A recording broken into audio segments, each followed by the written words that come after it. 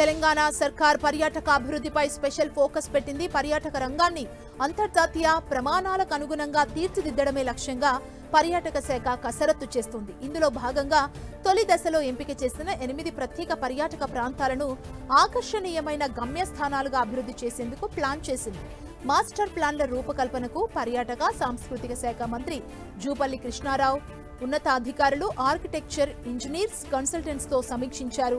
మొదటి దశలో భాగంగా వికారాబాద్, సోమశిల, అలంపూర్, వరంగల్, రామప్ప, నాగార్జున సాగర్, యాదాద్రి, పోచంపల్లి, ఆదిలాబాద్ గిరిజన క్లస్టర్, భద్రాచలం, కాళేశ్వరం ప్రత్యేక పర్యాటక ప్రాంతాలకు ఒకే తరహా ప్రతిపాదనలు కాకుండా ఆయా ప్రాంతాల ప్రత్యేకతలు, భౌగోళిక పరిస్థితులు, చారిత్రక నేపథ్యం, పర్యాటక అవకాశాలను అధ్యయనం చేసి ప్రత్యేక మాస్టర్ ప్లాన్ ని రూపొందించాలని మంత్రి స్పష్టం చేశారు.